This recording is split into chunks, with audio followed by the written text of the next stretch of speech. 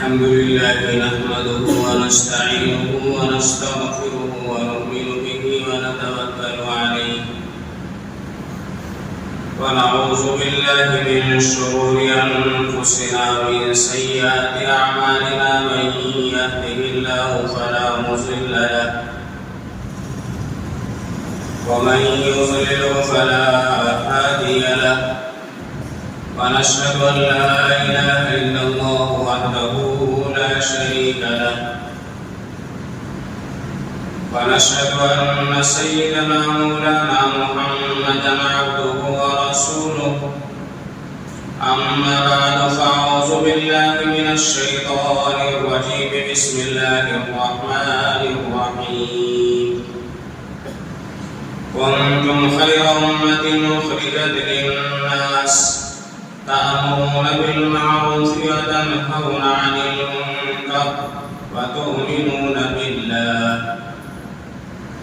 وقال الله تعالى وإذ قال عيسى ابن مريم يا بني إسرائيل إني رسول الله إليكم مصدقا لما بين يدي من التوراة ومبشرا برسول يأتي من بعد اسمه أحمد فلما جاءهم بالبينات قالوا هذا سحر مبين آمنت بالله صدق الله مولانا العظيم وبلغنا رسوله النبي الكريم ونحن على ذلك لمن الشاهدين والشاكرين والحمد لله رب العالمين اللهم صل على سيدنا مولانا محمد في أول كلامنا اللهم صل على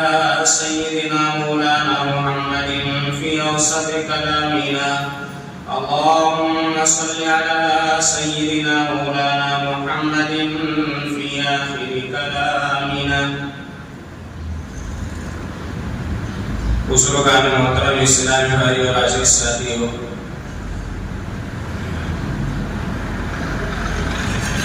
اللہ تبارک و تعالی کا ہمارے اوپر احسان کرم یہ ہوا کہ اللہ تعالیٰ نے ہمیں اشرف المخلوقات یعنی انسان بنا کر پیدا فرمایا۔ پوری دنیا کو بنانے والے اللہ تبارک و تعالیٰ نے زمین کو بھی بنایا، آسمان کو بھی بنایا، زمین کے اوپر رہنے والی، زمین کے اندر رہنے والی، پانی میں رہنے والی، آسمانوں پر رہنے والی جتنی مخلوقات ہیں ان کو بھی اللہ نے بنایا۔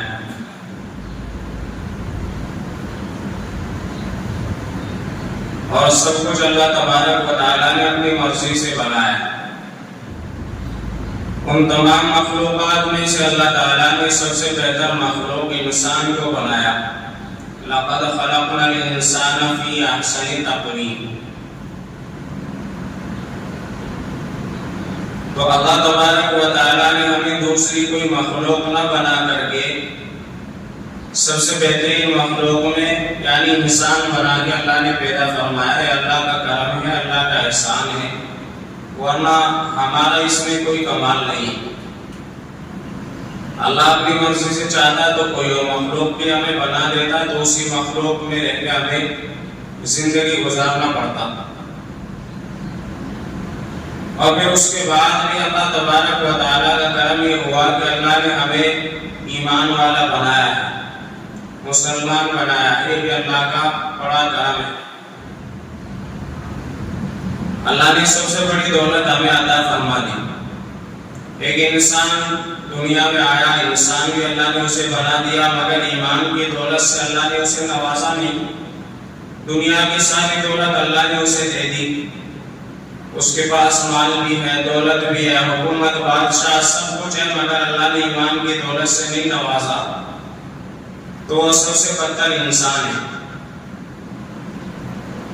مرنے کے بعد ہمیشہ ہمیشہ کے لیے وہ جہنم کے اندر جائے گا۔ ساری دولتیں اس کے پاس تھی، ساری نعمتیں اس کے پاس تھی، مگر ایمان نہیں تھا، تو ایمان نہیں ہے تو ہمیشہ ہمیشہ کے لیے جہنم کے اندر جائے گا۔ تو یہ تو اللہ تعالیٰ کا کرم ہے، اللہ کا احسان ہے کہ اللہ نے ہمیں ایمان کی دولت سے نواز دیا ہے۔ اللہ نے ہمیں مسلمانوں میں پیدا فرما دیا۔ ہمارے باپ دادا، ہمارے نسل، ہمارے خاندان والے جتنے بھی تھے سب مسلمان تھے۔ اللہ نے اسلام والے گھرانے میں، مسلمانوں کے گھرانے میں ہم کو پیدا فرمایا۔ ہم الحمدللہ مسلمان ہیں۔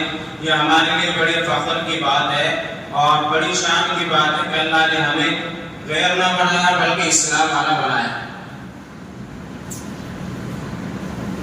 اور پھر اللہ تبارک و تعالیٰ نے اس سے بھی بڑھ کر احسان ہمارے اوپر یہ فرمایا کہ اللہ نے ہمیں اپنے آخری نبی شہنشاہ بطاعہ تاجدار مدینہ سرکار دو جہاں جناب محمد رسول اللہ صلی اللہ علیہ وسلم کی امت میں پیدا فرمایا۔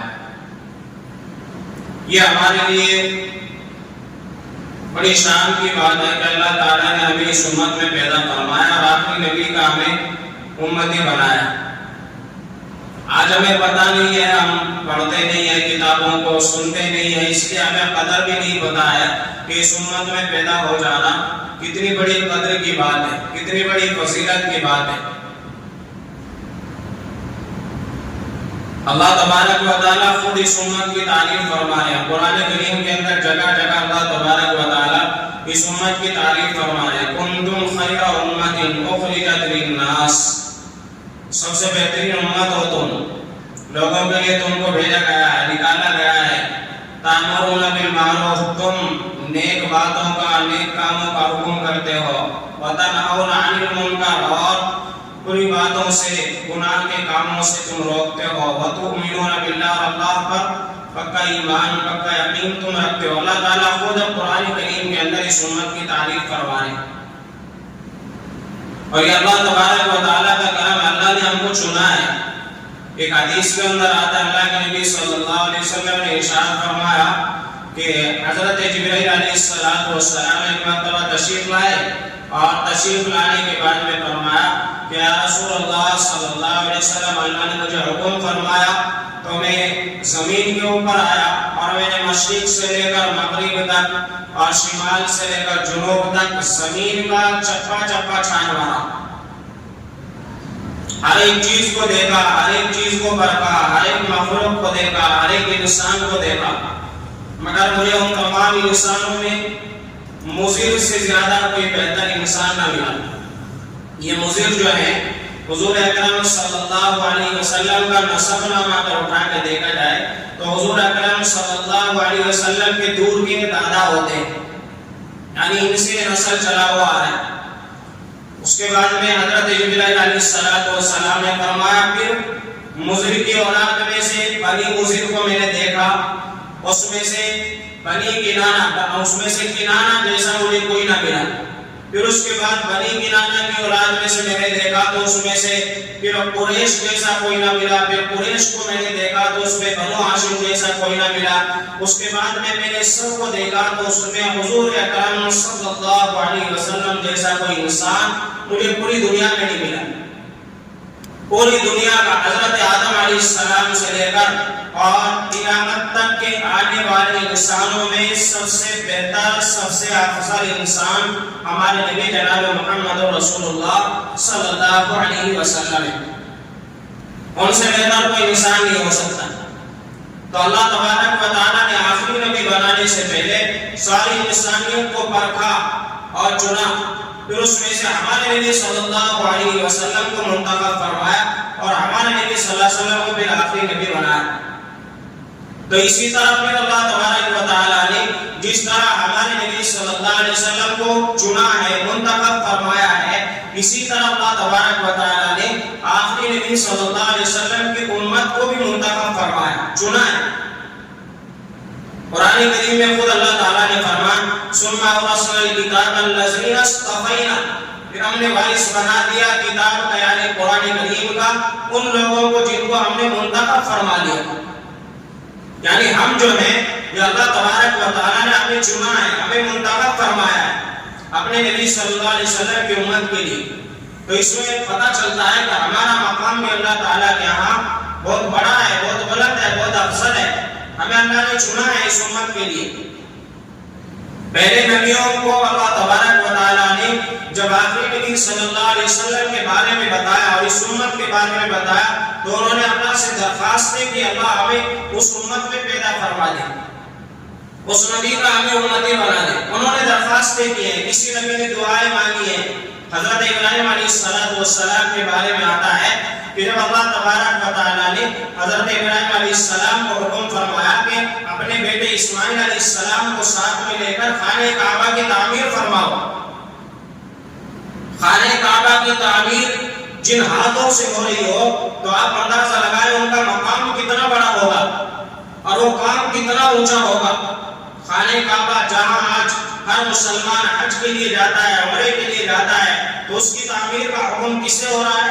حضرت ابراہیم علیہ السلام کو ہو رہا ہے۔ تو حضرت ابراہیم علیہ السلام نے خانہ کعبہ کی تعمیر فرمائی، ساتھ میں اسماعیل علیہ السلام ہے۔ جب ساری تعمیر مکمل ہو چکی تو اللہ تبارک و تعالیٰ نے حضرت ابراہیم علیہ السلام سے فرمایا، اے ابراہیم تمہیں اختیار دیا جاتا ہے، تم جو بھی دعا مانگو گے تمہاری دعا قبول کر لی جائے گی، جو بھی مانگے گے تم کو عطا کیا جائے گا، تمہیں اختیار دیا ہے۔ اب ابراہیم علیہ السلام چاہتے اپنے قوم کے واسطے مانگتے، اپنی امت کے واسطے مانگتے، اپنے خاندان کے واسطے مانگتے یا اپنے لیے مانگتے، اللہ مجھے جنت دے دینا، میری قوم کو جنت دے دینا، یا میرے گھر والوں کو، یا جو بھی ہوتا ابراہیم علیہ السلام مانگ سکتے تھے۔ آج اگر ہمیں اختیار دیا جائے تو سب سے پہلے ہم اپنے گھر والوں کی فکر کریں گے، اپنے خاندان والوں کی فکر کریں گے، اس کے بعد میں اپنی دوسری فکر کریں گے۔ مگر جب ابراہیم علیہ السلام کو اللہ تبارک و تعالیٰ نے اختیار دیا کہ جو مانگو گے عطا کیا جائے گا، تمہاری دعا کو قبول کیا جائے گا، تو ابراہیم علیہ السلام نے سوچا اور فکر کیا کہ ایسی چیز مانگوں گا جو چیز اللہ تبارک و تعالیٰ کے خزانے میں سب سے زیادہ قیمتی ہو۔ ایسی دولت اللہ سے مانگوں گا جو دولت اللہ تبارک و تعالیٰ کے خزانے میں سب سے زیادہ قیمتی ہو، اس سے قیمتی کوئی چیز نہ ہو۔ تو ابراہیم علیہ السلام نے دیکھا ایسی قیمتی چیز کیا ہے، تو ابراہیم علیہ السلام فوراً سمجھ گئے۔ اللہ تبارک و تعالیٰ سے فرمایا کہ اللہ میں دعا کرتا ہوں آخری نبی شہنشاہ بقاء تاجدار مدینہ سرکار دو جہاں جناب محمد رسول اللہ صلی اللہ علیہ وسلم جو آنے والے ہیں، جن پر نبوت کا خاتمہ ہو جائے گا اور جو سارے نبیوں کے نبی ہیں، سارے نبیوں کے امام ہیں، یا اللہ میری خواہش ہے، میری دعا ہے کہ ان کو میری اولاد میں سے پیدا فرمانا، جب وہ آئے تو وہ میری نسل میں سے پیدا ہو، میری خواہش یہ ہے۔ تو اللہ تبارک و تعالیٰ نے حضرت ابراہیم علیہ السلام کی دعا کو قبول فرمایا اور ابراہیم علیہ السلام کے بیٹے حضرت اسماعیل علیہ السلام اور پھر ان کی نسل چلی ہے اور ان کی نسل سے ہی مکہ المکرمہ آباد ہوا ہے، اور انہی کی نسل میں سے اللہ تبارک و تعالیٰ نے ہمارے پیارے نبی جناب محمد رسول اللہ صلی اللہ علیہ وسلم کو پیدا فرمایا۔ اسی لیے تو ہمارے نبی صلی اللہ علیہ وسلم نے ارشاد فرمایا کہ میں ابراہیم علیہ السلام کی دعا ہوں اور حضرت عیسیٰ علیہ السلام کی بشارت ہوں۔ تو نبیوں نے دعا کی ہے ہمارے نبی صلی اللہ علیہ وسلم کے لیے کہ اللہ اسے میری اولاد میں سے بنا دینا، کیونکہ ہم ابراہیم علیہ السلام کو پتا تھا کہ ساری دنیا کوئی قیمت نہیں رکھتی ہے، جنت کوئی قیمت نہیں رکھتی ہے، یہ آسمان، یہ زمین، یہ چرندے، یہ پرندے، یہ درندے، یہ ساری کی ساری مخلوقات ہمارے نبی صلی اللہ علیہ وسلم کے سامنے بے قیمت ہے، کوئی قیمت نہیں ہے۔ سب سے بڑی دولت اللہ کے خزانے میں ہمارے نبی صلی اللہ علیہ وسلم، انہی کے تو صدقہ توفیق میں اللہ تعالیٰ نے یہ زمین کو بنایا ہے، سمندروں کو بنایا ہے، پہاڑوں کو بنایا، یہ آسمان کو بنایا، آسمان پر روزانہ یہ چاند، یہ سورج، یہ جو ساری چیزیں جگمگا رہی ہیں، یہ ہمارے نبی صلی اللہ علیہ وسلم کے صدقہ توفیق میں جگمگا رہی ہے۔ تو اسی وجہ سے ابراہیم علیہ السلام نے دعا میں مانگا بھی تو کسے مانگا؟ اللہ میری اولاد میں سے اس نبی کو پیدا فرمانا۔ اللہ نے دعا کو قبول فرمایا کیونکہ انہیں پتا تھا کہ وہ نبی کتنے افضل ہیں، ان کا مقام کیا ہے اور اس امت کا مقام کیا ہے۔ آج ہم بھول گئے ہمارے نبی صلی اللہ علیہ وسلم کا مقام کیا ہے، پڑھتے ہی نہیں ہیں نبی سیرت کو، کبھی ہمارے نبی صلی اللہ علیہ وسلم کے واقعات کو پڑھتے ہی نہیں ہیں، اور پڑھتے بھی نہیں، سننے کا موقع تک ہمیں نہیں ملتا۔ جہاں ہمارے نبی صلی اللہ علیہ وسلم کے واقعات سنائے جا رہے ہوں، ہمارے نبی صلی اللہ علیہ وسلم کی زندگی پڑھ کے بتائی جا رہی ہو، وہاں جا کے بیٹھنے کا موقع تک ہمیں نہیں ملتا ہے۔ آج دنیا میں کوئی چھوٹے سے چھوٹا پروگرام ہو جائے، کہیں پر قوالی ہونے لگے، کہیں پر گانا بجانا ہونے لگے، تو اللہ معاف کرے ہمارے وہاں پر بچے بھی ملیں گے، جوان بھی ملیں گے، بوڑھے بھی ملیں گے، عورتیں بھی ملیں گی، اور اتنا بڑا مجمع ملے گا آپ اندازہ نہیں لگا سکتے۔ نہ وہاں بیٹھنے کا انتظام ہوتا ہے، نہ وہاں کھانے کا انتظام ہوتا ہے، نہ سہولتیں ہوتی ہیں، مگر وہاں پر مجمع اتنا ہوتا ہے۔ جمعہ میں الحمدللہ ہر مسجدوں میں بیان ہوتا ہے، اور آپ جا کے مسجدوں کی حالت دیکھو، ہر جمعے میں قرآن پڑھ کے سنایا جاتا ہے، اللہ کے نبی صلی اللہ علیہ وسلم کی حدیثیں پڑھ کے سنائی جاتی ہیں، اللہ کے نبی صلی اللہ علیہ وسلم کی زندگی کے واقعات بتائے جاتے ہیں، اور ہمارے پاس میں ہمارے نبی صلی اللہ علیہ وسلم کے واقعات سننے کا وقت تک نہیں ہے، ہماری مسجدیں خالی پڑی ہیں، اور پھر کہتے ہیں کہ ہم تو نبی کے عاشق ہیں، ہم تو نبی سے محبت کرنے والے ہیں۔ کیا اسے نبی کے عاشق کہتے ہیں؟ اسے نبی سے محبت کرنے والا کہتے ہیں؟ بہرحال آج امت نے اپنے نبی صلی اللہ علیہ وسلم کے مقام کو بھلا دیا ہے۔ سننا چاہیے، وقت نکالنا چاہیے۔ ہمارے نبی نے ساری زندگی ہمارے لیے گزاری، ساری رات رویا کرتے تھے، ہمیں بھی کچھ وقت نکال کر کے اپنے نبی صلی اللہ علیہ وسلم کے لیے ان کے واقعات کو پڑھیں، ان کی زندگی کو پڑھیں، تاکہ ہمیں پتہ چلے کہ ہمارے نبی نے زندگی کس طرح گزاری تھی اور ہم کس طرح گزار رہے ہیں، ہمارے نبی نے کون سا راستہ ہمیں دکھایا تھا اور ہم کس راستے پہ چل رہے ہیں۔ تو بہرحال اللہ نے ہمارے نبی صلی اللہ علیہ وسلم کا مقام بڑا بنایا، بہت بلند بنایا، بہت عظیم بنایا، ہم سوچ بھی نہیں سکتے ہیں اللہ نے اتنا بڑا مقام ہمارے نبی کو عطا فرمایا۔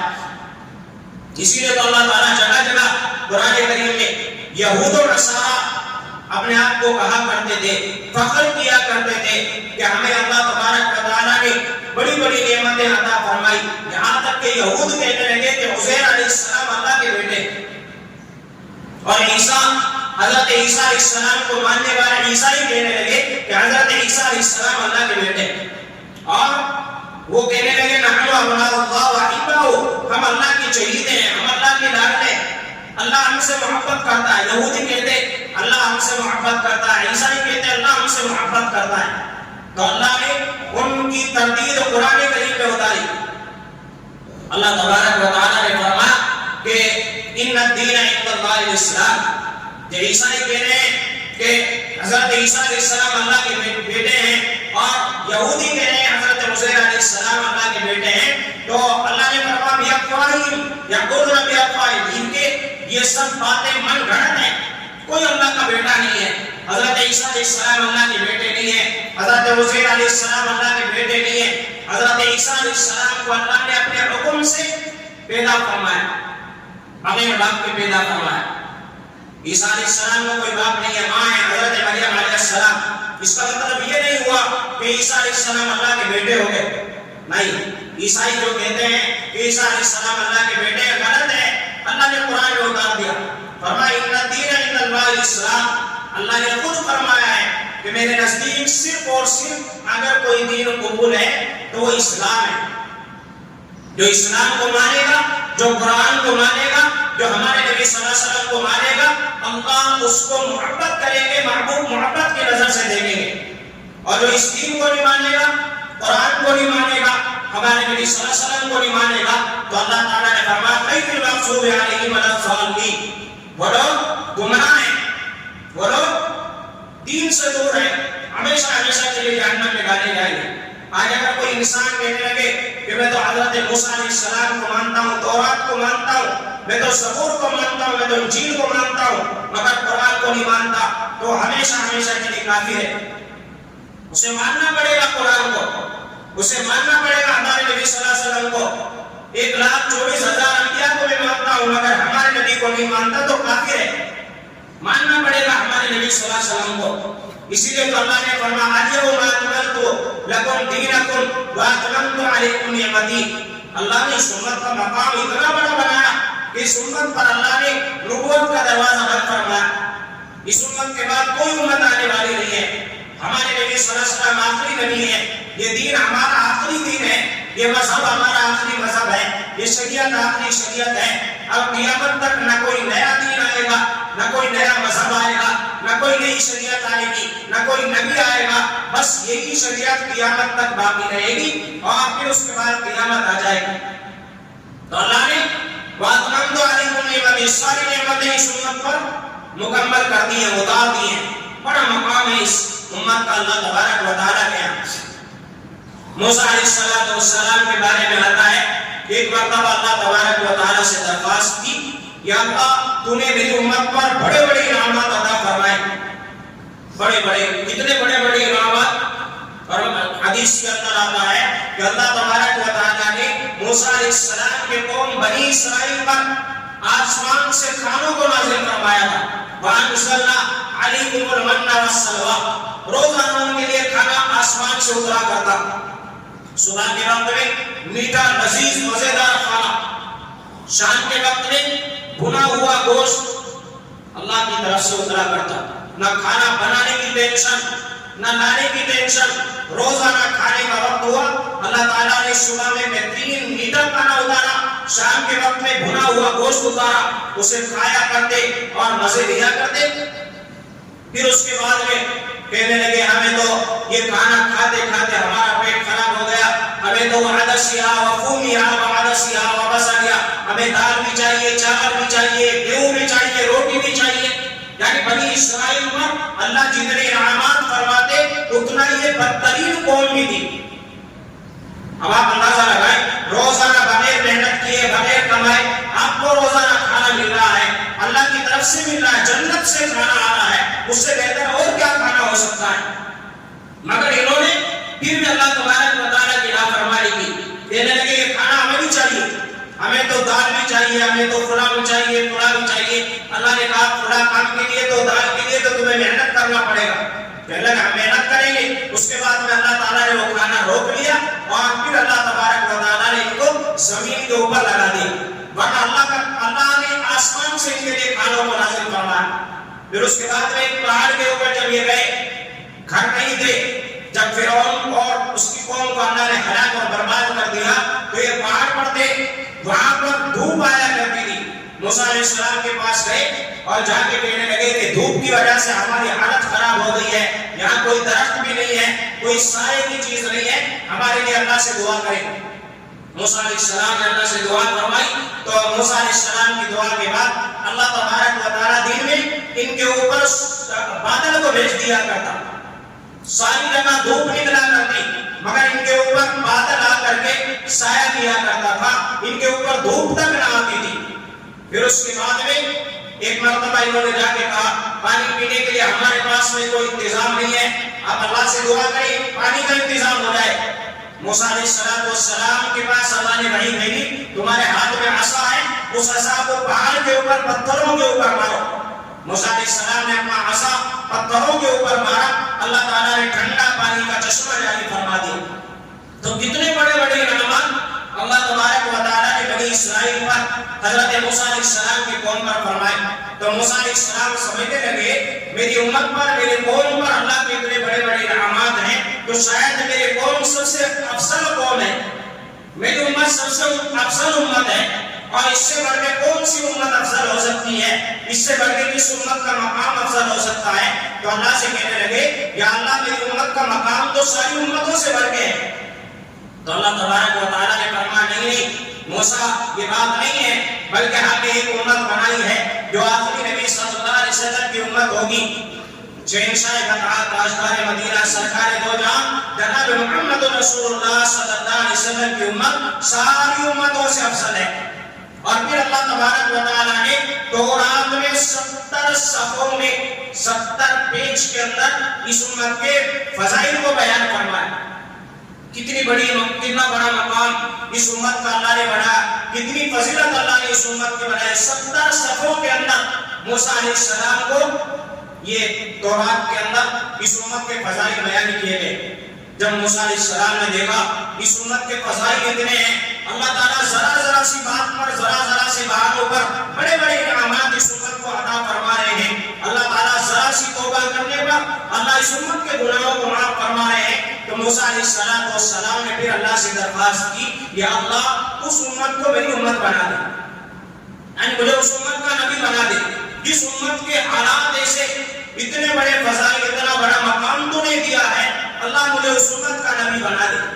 اللہ تعالیٰ نے فرمایا یہ تو نہیں ہو سکتا کیونکہ ہم نے اس قوم کا نبی آپ کو بنا دیا ہے اور آپ کو نبوت عطا ہم نے فرمائی ہے۔ پھر اس کے بعد موسیٰ علیہ السلام نے اللہ سے درخواست کی، یا اللہ اگر یہ بھی نہیں ہو سکتا، مجھے اس امت کا نبی نہیں بنایا جا سکتا، تو کم سے کم مجھے اس آخری نبی کا امتی بنا دے، اس نبی کا امتی بنا دے۔ کون فرما رہے ہیں؟ یہ کوئی عام انسان نہیں کہہ رہا ہے، بلکہ موسیٰ علیہ السلام کہہ رہے ہیں، جو جلیل القدر پیغمبر ہیں، جن کا ہر مرتبہ قرآن میں اللہ تعالیٰ نے ذکر فرمایا ہے، فرمایا اللہ مجھے نبی نہ بنا کر کے حضرت جناب محمد رسول اللہ صلی اللہ علیہ وسلم کا امتی بنا دے۔ تو اب آپ اندازہ لگاؤ کتنا بڑا مقام ہے اس امت کا کہ ایک نبی وقت کا جلیل القدر نبی کہہ رہا ہے اللہ مجھے نبوت نہیں چاہیے، مجھے کتاب نہیں چاہیے، بلکہ مجھے آخری نبی کا امتی بنا دے۔ کتنا بڑا مقام ہے۔ آج ہم بھول بیٹھے ہیں، ہم نے کوئی مانگا بھی نہیں ہے اللہ سے اللہ ہمیں اس امت میں پیدا فرما دے۔ اللہ نے بغیر مانگے ہمیں اس امت میں پیدا فرما دیا ہے۔ میرے بھائیوں قدر کرو، قدر کرو۔ موسیٰ علیہ السلام سے اللہ نے فرمایا نہیں موسیٰ ایسا نہیں ہو سکتا، اس امت کا وقت متعین ہے، وہ سب سے آخر میں آئے گی اور اس میں آنے والوں کو بھی متعین کر دیا گیا ہے۔ اس وجہ سے آپ نہ تو اس امت کے نبی بن سکتے ہیں اور نہ اس امت میں آپ پیدا ہو سکتے ہیں۔ ہم نے آپ کو جو مقام دیا ہے اسی پر نہیں، یہ ہمارے نبی صلی اللہ علیہ وسلم کا مقام اور اس امت کا مقام ہے کہ ہمارے نبی کا امتی بننے کے لیے وقت کے نبی اللہ تعالیٰ سے دعا کر رہے ہیں۔ عیسیٰ علیہ السلام کے بارے میں آتا ہے، عیسیٰ علیہ السلام نے اللہ تبارک و تعالیٰ سے دعا کی، یا اللہ مجھے آخری نبی کا امتی بنا دے۔ تو اللہ تبارک و تعالیٰ نے حضرت عیسیٰ علیہ السلام کی دعا کو قبول فرما لیا۔ عیسیٰ علیہ السلام جب ان کے ساتھ میں ایک واقعہ آیا، اللہ تعالیٰ نے ان کو زندہ آسمانوں کے اوپر اٹھا لیا، ان کو موت نہیں آئی۔ آج یہ لوگ کہتے ہیں نا کہ عیسیٰ علیہ السلام کو پھانسی پر لٹکا دیا گیا ہے، نعوذ باللہ۔ عیسیٰ علیہ السلام کو جب کمرے کے اندر انہوں نے بند کیا تھا تاکہ پھانسی پر لٹکا دیا جائے، تو اللہ تبارک و تعالیٰ نے عیسیٰ علیہ السلام کو زندہ آسمانوں پر اٹھا لیا، اور آج بھی عیسیٰ علیہ السلام آسمانوں پر زندہ موجود ہیں۔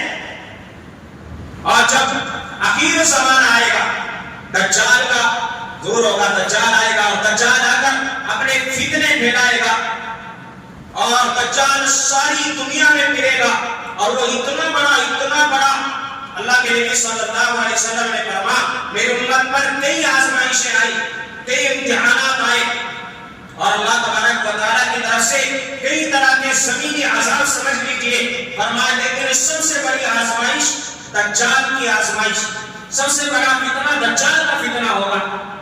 ہر نبی نے دجال کے فتنے سے اللہ تبارک و تعالیٰ سے پناہ مانگی، دعا مانگی ہے، اللہ نے دجال کے فتنے سے محفوظ فرما۔ ہمارے نبی صلی اللہ علیہ وسلم ہمیشہ صحابہ سے کہا کرتے دجال کے فتنے سے اللہ تبارک و تعالیٰ سے پناہ مانگتے رہنا، وہ اتنا بڑا فتنہ ہوگا کہ انسان صبح میں اٹھے گا ایمان کے حالت میں شام تک کافر بن چکا ہوگا۔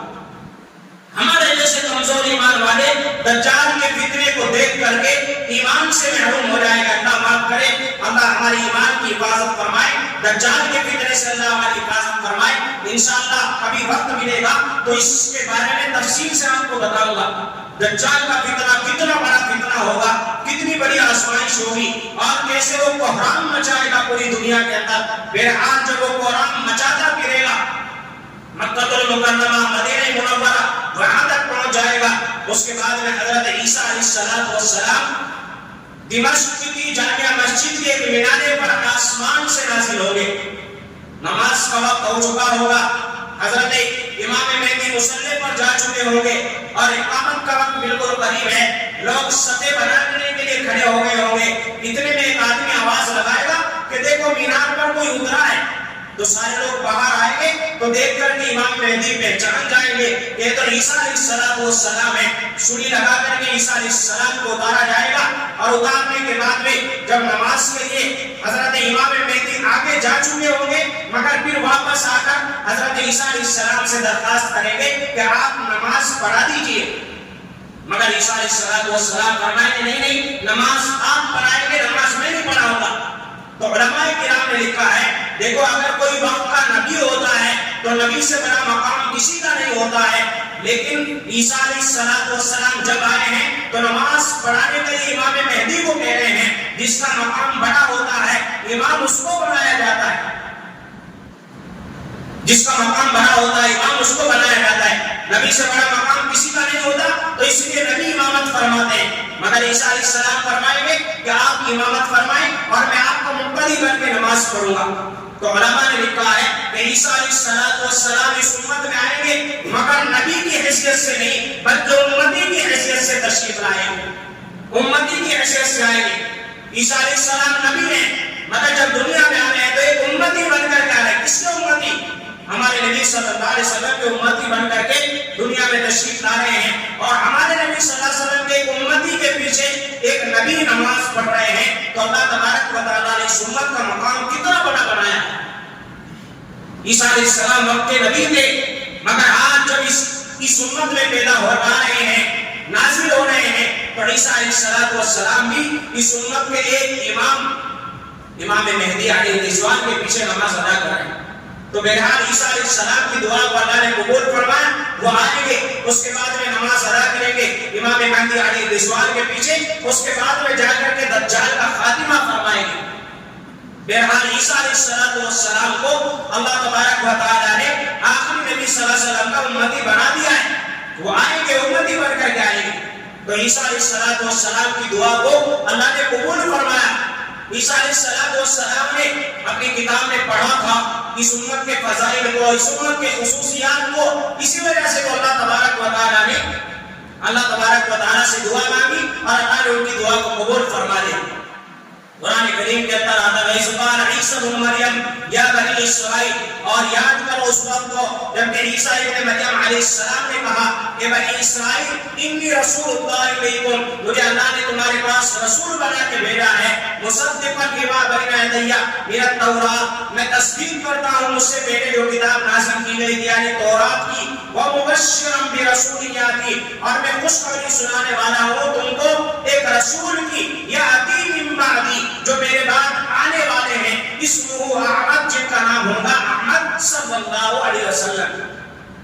یعنی عیسیٰ علیہ السلام نے تو نام لے کر کے ہمارے نبی صلی اللہ علیہ وسلم کی بشارت کی ہے کہ میرے بعد ایک نبی آنے والے ہیں، ان کا نام ہوگا احمد صلی اللہ علیہ وسلم، اور میں خوشخبری سناتا ہوں تم کو۔ اپنے قوم کو سمجھایا۔ روایت کے اندر ایک واقعہ علماء کرام نے لکھا ہے کہ حضرت عیسیٰ علیہ السلام نے جب اپنے قوم کے سامنے آخری نبی کا تذکرہ فرمایا اور اس امت کا تذکرہ فرمایا، تو حضرت عیسیٰ علیہ السلام کے حوالی تھے، حوالی کہا جاتا ہے، جو حضرت عیسیٰ علیہ السلام کے اوپر ایمان لائے تھے اور ان کے اوپر اپنی جان قربان کرنے کے لیے ہر وقت تیار رہا کرتے تھے۔ ان کی تعداد بعض علماء نے لکھا ہے کہ 11 تھی، بعض نے لکھا ہے کہ 12 حوالی تھی۔ 12 حوالی میں سے ایک حوالی جس کا نام شمعون تھا، وہ کھڑا ہوا اور کہنے لگا کہ عیسیٰ علیہ السلام، میری خواہش ہے، میرے اندر تمنا اور جذبہ ہے کہ میں اس آخری نبی صلی اللہ علیہ وسلم کا دیدار کر سکوں۔ اندر سے تڑپ پیدا ہو گئی اور محبت پیدا ہو گئی۔ عیسیٰ علیہ السلام سے کہنے لگا کہ میری دل کی تمنا ہے آخری نبی صلی اللہ علیہ وسلم کا ایک مرتبہ دیدار کرنا چاہتا ہوں۔ تو عیسیٰ علیہ السلام نے سمجھا کہ ابھی اس نبی کا زمانہ بڑا لمبا زمانہ ہے، پتہ نہیں اس کے بعد کتنی نسلیں آئیں گی اور ختم ہو جائیں گی، آپ کیسے اس نبی کا دیدار کر سکتے ہیں؟ مگر رونے لگا، تڑپنے لگا اور بے قرار ہو گیا۔ جب محبت ہو جاتی ہے نا تو محبت بے قرار کر دیتی ہے۔ آج ہم دنیا سے محبت کرتے ہیں، دنیا والوں سے محبت کرتے ہیں، میرے بھائیو اللہ سے محبت کر کے دیکھو اور اللہ کے نبی صلی اللہ علیہ وسلم سے محبت کر کے دیکھو، پھر دیکھو مزہ کتنا آتا ہے۔ جنہوں نے اللہ سے محبت کی، جنہوں نے اللہ کے نبی صلی اللہ علیہ وسلم سے سچی محبت کی، ان کا مقام ہی الگ نرالا ہوتا تھا۔ تو عیسیٰ علیہ السلام کا وہ حوالی جب اس نے ہمارے نبی صلی اللہ علیہ وسلم کے حالات کو سنا، فضائل کو سنا اور اس امت کے فضائل کو سنا، تو کہنے لگا ایک مرتبہ دیدار کرنا چاہتا ہوں، اور اللہ سے تڑپ تڑپ کر کے رونے لگا، مانگنے لگا کہ اللہ تیرے لیے تو کوئی چیز بعید نہیں ہے، آپ تو ہر چیز پر قادر ہیں، آپ جو چاہے کر سکتے ہیں، یا اللہ مجھے آخری نبی صلی اللہ علیہ وسلم کا دیدار کرا دے۔ اللہ تعالیٰ نے عیسیٰ علیہ السلام کے پاس وحی بھیج دی، یہ آدمی سچی محبت اور محبت میں بے قرار ہو گیا ہے۔ اللہ نے اس کی تڑپ کو دیکھ لیا، اللہ نے اس کی محبت کو دیکھ لیا، اللہ نے اس کی بے چینی کو دیکھ لیا۔ چنانچہ عیسیٰ علیہ السلام کے اوپر اللہ تعالیٰ نے وحی نازل فرمائی۔ عیسیٰ علیہ السلام نے کہا دیکھو بھائی آپ اس نبی کا دیدار تو کر سکتے ہو، مگر اللہ تعالیٰ نے انسان ہونے کے اعتبار سے تمہاری عمر متعین کر دی تھی۔ اگر اس نبی کا دیدار کرنا چاہتے ہو تو تم انسان بن کر کے نہیں بلکہ کسی دوسری شکل میں آپ کو متشکل ہونا پڑے گا، اس کے بعد آپ دیدار کر سکتے ہو۔ دوسری شکل میں آپ کو متشکل ہونا پڑے گا، آپ کو کوئی جانور بننا پڑے گا، تب جا کر کے آپ دیدار کر سکتے ہو۔ اور اس نے کہا مجھے اس نبی کا دیدار کرنا ہے، اگرچہ مجھے اپنی زندگی کچھ بھی کرنا پڑے، مجھے اپنا جسم سارا کچھ بھی کرنا پڑے، لیکن میں اس نبی کا دیدار کرنا چاہتا ہوں، مجھے دیدار کرنا ہے۔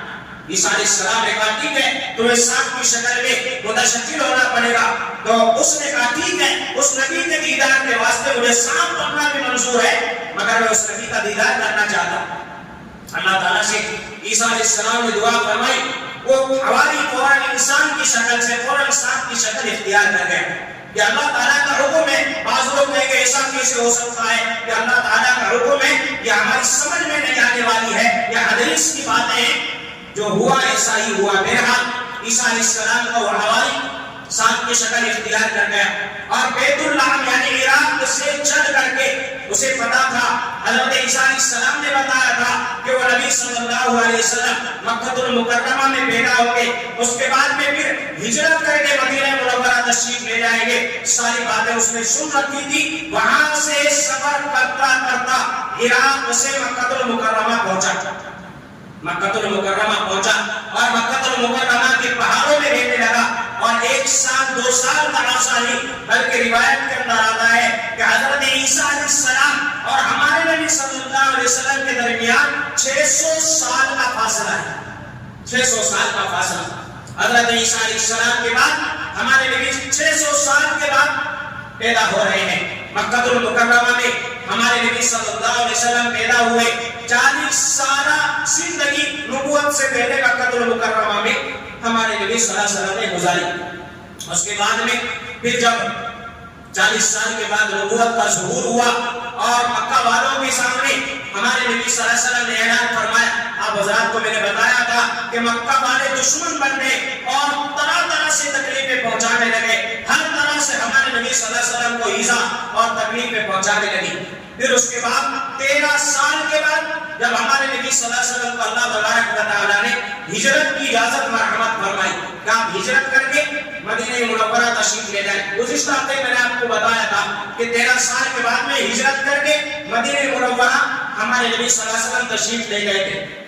بہرحال ایک رات آئی، اس رات میں مکہ المکرمہ کے سارے مشرک جمع ہوئے اور بڑے بڑے سردار جمع ہوئے، اور انہوں نے ہمارے نبی صلی اللہ علیہ وسلم کے گھر کا محاصرہ کر دیا، چاروں طرف سے ہمارے نبی صلی اللہ علیہ وسلم کو گھیر لیا، کہنے لگے آج نعوذ باللہ محمد صلی اللہ علیہ وسلم کا خاتمہ کر دیں گے۔ اللہ تعالیٰ نے اسی رات اجازت مرحمت فرمائی، ہمارے نبی صلی اللہ علیہ وسلم نے اپنے بستر مبارک پر حضرت علی رضی اللہ تعالیٰ عنہ کو لٹایا۔ حضرت علی رضی اللہ تعالیٰ، دیکھو اللہ تعالیٰ نے کتنی بہادری حضرت علی رضی اللہ تعالیٰ عنہ کو عطا فرمائی تھی۔ ان کو پتا تھا کہ سارے مشرکین باہر ہیں، صبح میں آئیں گے غصے کی حالت میں، اور آنے کے بعد میں اگر انہوں نے ہمارے نبی صلی اللہ علیہ وسلم کی جگہ مجھے پایا تو غصے میں مجھے قتل کر دیں گے، مگر اس کے باوجود بڑے آرام سے حضرت علی رضی اللہ تعالیٰ ہمارے نبی صلی اللہ علیہ وسلم کے بستر مبارک پر آرام فرماتے ہیں۔ ہمارے نبی صلی اللہ علیہ وسلم باہر نکلے، سورہ یاسین کی تلاوت فرماتے ہوئے باہر نکلے، سارے مشرک باہر ہیں کہ اگر کوئی دروازہ بھی کھلے گا اور اندر سے کوئی ذرا سی بھی چیز آئے گی فوراً ہم حملہ کریں گے۔ ہمارے نبی صلی اللہ علیہ وسلم نے دروازہ کھولا اور ان کی آنکھوں کے سامنے سے گزر گئے اور ان کو پتہ تک نہ چلا۔ سورہ یاسین کی تلاوت فرماتے گئے اور گزرتے گئے، سورہ یاسین کی تلاوت فرماتے گئے اور گزرتے گئے۔ اللہ تعالیٰ نے ان کی آنکھوں پر پردہ ڈال دیا، اللہ نے ان کو اندھا بنا دیا، اور ہمارے نبی صلی اللہ علیہ وسلم کے درمیان سے گزر گئے۔ حضرت ابوبکر صدیق رضی اللہ تعالیٰ عنہ کے گھر گئے، انہوں نے پہلے سے تیاری کر رکھی تھی، رات کا وقت تھا، دونوں نکل گئے، ساتھ میں حضرت ابوبکر صدیق رضی اللہ تعالیٰ عنہ ہمارے نبی صلی اللہ علیہ وسلم ہے، رات کا وقت ہے، نکلے ہیں۔ نکلتے نکلتے مکہ المکرمہ سے تقریباً 4.5 کلومیٹر کی دوری پر ایک پہاڑ ہے جسے جبل سور کہا جاتا ہے۔ جبل سور تقریباً 4.5 کلومیٹر کی دوری پر یہ پہاڑ واقع ہے، جبل سور اسے کہا جاتا ہے۔ تو بہرحال ہمارے نبی صلی اللہ علیہ وسلم رات میں نکلے ہیں، اب صبح کا وقت قریب ہونے جا رہا ہے، تو ہمارے نبی صلی اللہ علیہ وسلم فرمانے لگے کہ لوگ ہماری تلاش کے لیے نکل جائیں گے، اس لیے ابھی سفر نہیں کرنا چاہیے، بلکہ ہمیں ایک رات یا 2 رات، 1 دن یا 2 دن ہمیں اس غار میں قیام کر لینا چاہیے۔ جبل سور کے اندر ایک غار ہے جسے غار سور کہا جاتا ہے، تو اس کا انتخاب ہمارے نبی صلی اللہ علیہ وسلم نے فرمایا جبل سور کا۔ جبل سور یہ ایک پہاڑ ہے اور اس کی لمبائی زمین کی سطح سے تقریباً 6 کلومیٹر کا فاصلہ ہے غار سور تک نیچے سے، اس طرح چڑھنا پڑتا ہے۔ جو حضرات وہاں گئے ہیں انہوں نے دیکھا ہوگا، اللہ تبارک و تعالی ہم سب کو وہاں جانا نصیب فرمائے۔ اگر کبھی وہاں جانا ہو تو اس پہاڑ کو ضرور دیکھنا اور اس غار میں ضرور جانا۔ بہرحال ہمارے نبی صلی اللہ علیہ وسلم گئے، اب رات میں آج تو وہاں پر جانے کے راستے بڑے آسان بنا دیے ہیں، پہلے بڑے نوکیلے پتھر ہوا کرتے تھے۔ ہمارے نبی صلی اللہ علیہ وسلم چلنے لگے، پیچھے حضرت ابوبکر صدیق رضی اللہ تعالیٰ عنہ، تو جیسے ہمارے نبی صلی اللہ علیہ وسلم چلے ہیں، نوکیلے پتھروں کی وجہ سے ہمارے نبی صلی اللہ علیہ وسلم کے پاؤں مبارک زخمی ہوئے اور خون نکل کر کے بہنے لگا، تو حضرت ابوبکر صدیق رضی اللہ عنہ کی رحمت جوش میں آئی، محبت جوش میں آئی، اور انہوں نے کہا یا رسول اللہ صلی اللہ علیہ وسلم اگر آپ اجازت و رحمت فرما دے تو میں آپ کو اپنے کندھوں کے اوپر سوار کرنا چاہتا ہوں۔ ابوبکر کا مقام ایسی توڑی بن گیا، ایسی توڑی اللہ نے کہہ دیا کہ جنت میں ابوبکر حضرت جناب محمد رسول اللہ صلی اللہ علیہ وسلم کے دائیں طرف اور حضرت عمر فاروق رضی اللہ تعالیٰ عنہ بائیں طرف جنت میں داخل ہو گئے۔ ایسی توڑی بنا دیا مقام، یہ مقام ایسے بنا ہے، ورنہ ابوبکر صدیق رضی اللہ تعالیٰ نے یا رسول اللہ صلی اللہ علیہ وسلم ساتھ میں ابوبکر ہو اور آپ کی قدم مبارک سے خون کا ایک قطرہ بھی نکل جائے، یہ گوارا نہیں ہے، یہ برداشت نہیں ہے۔ اگر آپ اجازت دیں میں آپ کو اپنے کندھوں پہ اٹھانا چاہتا ہوں۔ اللہ کے نبی صلی اللہ علیہ وسلم نے اجازت اور رحمت فرمائی، اپنے کندھوں پہ اٹھایا حضرت ابوبکر صدیق رضی اللہ تعالیٰ نے، اور 6 کلومیٹر لمبائی کو طے کر کے غار سور تک اپنے کندھوں پہ اٹھا کے لے کے گئے۔ اس وجہ سے اللہ تعالیٰ نے ان کا مقام اتنا بڑا بنایا ہے کہ جبریل علیہ السلام کو بھیجا جا رہا ہے، جبریل جاؤ اور جا کر کے ہمارے نبی صلی اللہ علیہ وسلم سے کہو کہ اللہ تعالیٰ نے ابوبکر صدیق رضی اللہ تعالیٰ عنہ کو سلام بھیجا۔ اللہ سلام بھیج رہے، کیوں؟ کیونکہ انہوں نے قربانی ایسے دی ہے، انہوں نے محبت ایسے کی ہے ہمارے نبی صلی اللہ علیہ وسلم سے۔ تو بہرحال آج اگر کوئی جبل سور پر چڑھنا چاہے تو راستے میں پتہ نہیں کتنی جگہ وہ پانی پیے گا، رکے گا۔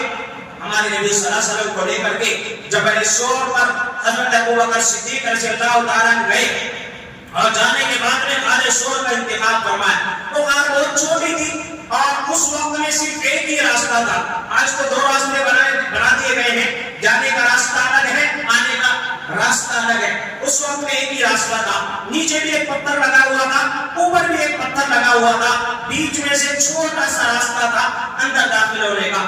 ابوبکر صدیق رضی اللہ عنہ جب اس غار کے دروازے پر پہنچے تو ہمارے نبی صلی اللہ علیہ وسلم سے فرمایا یا رسول اللہ صلی اللہ علیہ وسلم آپ تھوڑی دیر یہاں آرام فرمائیں، پہلے میں اندر جاتا ہوں، خدا نہ خواستہ اندر کوئی زہریلی چیز ہو یا کوئی جانور ہو اور وہ آپ کو نقصان پہنچا دے تو یہ امت کے لیے بڑی قیامت آ جائے گی۔ اگر ابوبکر کو کچھ ہو گیا تو صرف ابوبکر مرے گا، لیکن یا رسول اللہ صلی اللہ علیہ وسلم اگر آپ کو کچھ ہو گیا تو ساری امت ہلاک ہو جائے گی۔ تو ہمارے نبی صلی اللہ علیہ وسلم کو باہر آرام فرمایا اور اس کے بعد میں ابوبکر صدیق رضی اللہ تعالیٰ اس غار کے اندر داخل ہوئے۔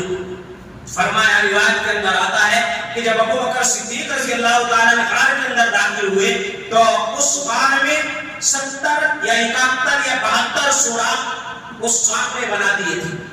جو حضرت عیسیٰ علیہ السلام کا حوالی تھا اسے پتا تھا کہ ہمارے نبی صلی اللہ علیہ وسلم وہ فلاں وقت میں ہجرت کر کے آئیں گے اور غار سور میں آ کے وہ قیام فرمائیں گے۔ 3 دن 3 رات برابر قیام فرمایا ہمارے نبی صلی اللہ علیہ وسلم نے اس غار کے اندر۔ اللہ تعالیٰ نے ساری باتیں ہمارے نبی صلی اللہ علیہ وسلم کی پہلے قوموں کو بتلا دی تھی، تو بہرحال اس نے آ کر کے 70 یا 71 یا 72 سوراخ بنا دیے، کیونکہ اگر ایک سوراخ بند ہو گیا دوسرے سوراخ سے جا کے آخری نبی صلی اللہ علیہ وسلم کا دیدار کر لوں گا، وہ بھی بند ہو گیا تو تیسرے سے کروں گا۔ اس طرح اس نے محبت میں 71 یا 72 سوراخ اس نے بنا دی، 70 پر 1 یا 70 پر 2 سوراخ اس نے بنائے ہیں۔ بہرحال اس کے بعد میں حضرت ابوبکر صدیق رضی اللہ تعالیٰ جب اندر داخل ہوئے تو دیکھا یہ سوراخ بنے ہوئے ہیں، کوئی جانور ہو سکتا ہے. تو حضرت ابوبکر صدیق رضی اللہ تعالیٰ کے پاس میں ایک گدڑی تھی، ایک جبہ تھا، بڑا عالیشان جبہ تھا، بڑا قیمتی جبہ تھا، اور وہ کہیں سے ہدیے میں ملا تھا. لوگ اسے دیکھ کے رشک کیا کرتے تھے، ابو بکر یہ بڑا عالیشان ہے، بڑا خوبصورت ہے، لوگ دیکھا کرتے تھے. تو آج ابو بکر صدیق رضی اللہ تعالیٰ کے پاس میں اس کے علاوہ کچھ بھی نہیں ہے، اس گدڑی کے علاوہ کچھ بھی نہیں ہے.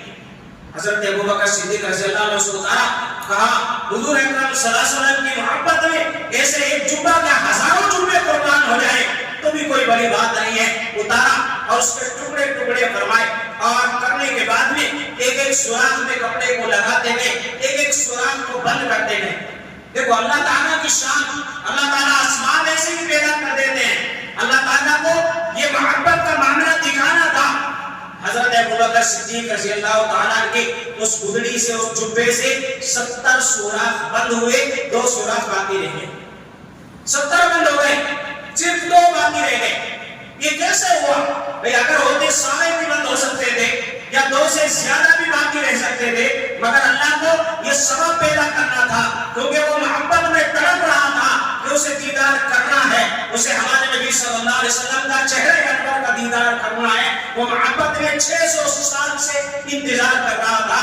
آج وہ وقت آیا ہے تو ابوبکر صدیق رضی اللہ تعالیٰ نے سارے سوراخ بند کر دیے، صرف 2 سوراخ باقی ہیں، 2 سوراخ باقی. ہمارے نبی صلی اللہ علیہ وسلم سے فرمایا آپ اندر تشریف لے آئیں. اب وہ غار کتنی بڑی ہے، کتنی بڑی تھی اس وقت میں ہوگا کہ اگر کوئی آدمی اس میں سوتا تو پاؤں باہر آ جاتے، ایسے سوتا تو سر باہر آ جاتا. صرف ایک آدمی ایسے بیٹھ سکتا تھا. تو ابو بکر صدیق رضی اللہ تعالیٰ اس طرح اپنے پاؤں یوں کر کے بیٹھ گئے، اور ہمارے نبی صلی اللہ علیہ وسلم سے فرمایا یا رسول اللہ صلی اللہ علیہ وسلم آپ اندر آ جائیں. اب 2 سوراخ باقی ہیں، ایک سوراخ ادھر باقی ہے، ایک سوراخ ادھر باقی ہے. تو حضرت ابوبکر صدیق رضی اللہ تعالیٰ نے دیکھا اب کچھ بھی نہیں بچا ہے، نہ کوئی چیز نظر آ رہی ہے. تو ایک سوراخ پر اپنی کوہنی مبارک کو لگا دیا، اور ایک سوراخ پر اپنی انگلی کا، اپنے پیر کی انگلی کا انگوٹھا لگا دیا، اور اس طرح دونوں سوراخ بند کر کے ہمارے نبی صلی اللہ علیہ وسلم نے فرمایا آپ اندر آ جائیں. تو اب حضور اکرم صلی اللہ علیہ وسلم اندر تشریف لائے، اور اس طرح یوں اندر تشریف لائے. اس کے بعد میں ابوبکر صدیق رضی اللہ اپنے پیروں کو یہ اس طرح کر کے بیٹھ گئے، اور ہمارے نبی صلی اللہ علیہ وسلم حضرت ابوبکر صدیق رضی اللہ تعالیٰ کی گود مبارک میں اپنا سر مبارک، چہرہ مبارک رکھ کے بیٹھ گئے. اس سے زیادہ محبت کا کوئی مقام نہیں ہو سکتا. ایک امت آج ہمارے دل میں خواہش ہے کہ اللہ ہمیں ایک مرتبہ مدینہ منورہ جانا نصیب فرما دے، تو ہم جا کر کے حضور اکرم صلی اللہ علیہ وسلم کے روضے اطہر کا دیدار کر دیں. آج ہماری خواہش یہ ہے کہ صرف ان جالیوں کا دیدار ہمیں ہو جائے، ان دیوار کا دیدار ہمیں ہو جائے. صرف یہ خواہش، یہ تمنا آج ہمارے اندر ہے. اور قربان جاؤ ابوبکر صدیق رضی اللہ تعالیٰ عنہ پر کہ اس سے زیادہ محبت اور اس سے زیادہ قرب کوئی اور نہیں ہو سکتا کہ ابوبکر صدیق رضی اللہ تعالیٰ یوں بیٹھے ہیں اور حضور اکرم صلی اللہ علیہ وسلم کا چہرہ انور یہاں گود میں رکھا ہوا ہے. اللہ کو بھی ان کا یہ اس طرح بیٹھنا اتنا پسند آیا. اللہ نے قرآن میں وہی الفاظ بیان فرمائے اس اخرجہ الذین کفروا ثانی اثنین اذ ہما فی الغار. جب وہ غار میں دونوں بیٹھے ہوئے تھے، دونوں بیٹھے، کوئی اور نہیں تھا، دونوں بیٹھے ہوئے تھے، محبت میں بیٹھے ہوئے تھے. ایک طرف ابو بکر ہے، نبی کا سچا عاشق ہے، نبی سے محبت کرنے والا ہے، ایک طرف اللہ کا محبوب ہے صلی اللہ علیہ وسلم، اور کوئی نہیں ہے، اور غار میں بیٹھے ہوئے ہیں. ابو بکر صدیق رضی اللہ تعالیٰ ساری رات اسی طرح دیدار فرماتے رہے. صبح کا وقت ہوا، اب کفار نے تلاش کرنا شروع کر دیا. تو وہ تلاش کرتے پیروں کو تلاش کرتے ہوئے پہلے قیام شناس لوگ ہوا کرتے تھے، یعنی پہچان لیا کرتے کہ کہاں سے کوئی آدمی گیا. تو ایک قیام شناس جو ہے پکڑ کے ان کو لے کے آ گیا کہ یہاں اس غار تک وہ آئے ہیں، میں قسم کھا کے کہہ سکتا ہوں. اب اس کے بعد وہ کہاں چلے گا مجھے نہیں پتا. اب وہ کفار ہمارے نبی صلی اللہ علیہ وسلم نے فرمایا کہ اتنے قریب پہنچ گئے تھے، اگر وہ ایک مرتبہ یوں جھک کر کے دیکھتے تو ہمارے نبی صلی اللہ علیہ وسلم سامنے سے نظر آ جاتے، مگر اس کے بعد فوراً اللہ تبارک و تعالیٰ نے مکڑی کو حکم فرمایا. ایک مکڑی آئی، اس نے جلدی جلدی آ کر کے اس غار کے منہ پر جالا تن دیا. اس کے بعد اللہ تعالیٰ نے 2 کبوتری کو حکم دیا، وہ کبوتری اڑ کے آئے اور انہوں نے آ کر کے اپنا گھونسلہ اس غار کے منہ پر بنایا اور وہاں پر انڈے دے دیے. اس کے بعد میں وہ قیامت شناس کہنے لگا میں قسم کھاتا ہوں اس غار کے اندر ہی وہ ہے. تو ان میں سے ایک آدمی کہنے لگا تیرا دماغ خراب ہو گیا، تو بیوقوف ہو گیا ہے، اگر اس غار کے اندر وہ داخل ہوتے یہ مکڑی کا جالا ٹوٹ جاتا اور یہ کبوتری یہاں سے اڑ کے بھاگ جاتے، مگر وہ یہاں نہیں آئے ہیں. اس وجہ سے مکڑی نے یہاں پر جالا پتہ نہیں کب سے بنایا ہوا ہے. اس وجہ بہرحال ایک لمبا واقعہ آپ کو انشاءاللہ کبھی یہ واقعہ تفصیل سے بتاؤں گا، وہ مکڑی کون سی تھی اور وہ کبوتر کہاں سے آئے تھے. بہرحال اس طرح وہ وہاں سے واپس چلے گئے. اب اصل واقعہ جو آپ کو بتا رہا تھا، حضرت ابوبکر صدیق رضی اللہ تعالیٰ نے تو وہ سارے کے سارے سوراخ بند کروا دیے ہیں. اب وہ سات سوراخ کے اندر ہے، سارے سوراخ بند ہیں. وہ ایک سوراخ سے آتا ہے کپڑا لگا ہوا، پھر واپس جاتا ہے دوسرا کپڑا لگا ہوا، اس طرح 70 سوراخ میں گیا. اسے ہر جگہ کپڑا لگا ہوا نظر آیا. اب وہ تڑپنے لگا، 600 سال سے انتظار کر رہا تھا. آج وقت آیا تھا کہ آخر نبی صلی اللہ علیہ وسلم کا دیدار کر سکوں، اور آج یہ سوراخ دروازہ بند ہو چکا ہے. یا اللہ کیا ہوگا، یا اللہ کیا ہوگا.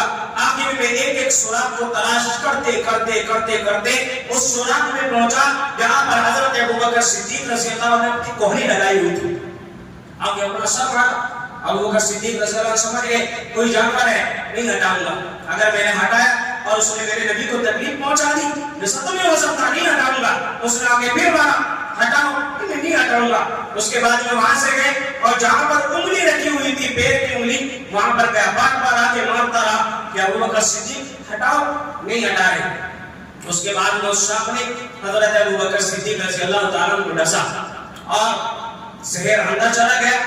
اس کے بعد میں ابوبکر صدیق رضی اللہ تعالیٰ کی زہر جیسے ہی پھیلنا شروع ہوا، وہ زہر پیر کی طرف سے چڑھتے چڑھتے پورے بدن میں سرایت کر گیا. ابوبکر صدیق رضی اللہ تعالیٰ کو جب زہر بدن میں سرایت کر گیا، درد کو برداشت کرتے رہے. حضور اکرم صلی اللہ علیہ وسلم آرام فرما رہے، بتایا تک نہیں کہ مجھے کسی چیز نے کاٹ لیا ہے، اس وجہ سے کہ کہیں ہمارے نبی صلی اللہ علیہ وسلم کی نیند مبارک نہ کھل جائے اور آرام اور گستاخی نہ ہو جائے. اس وجہ سے جگایا تک نہیں، بتایا تک نہیں، اور درد کو برداشت کرتے رہے. آخر میں حضرت ابوبکر صدیق رضی اللہ تعالیٰ کی آنکھوں سے ایک آنسو نکلا اور وہ آنسو نکل کر کے ہمارے نبی صلی اللہ علیہ وسلم کے سیدھا رخسار مبارک بچا دیا.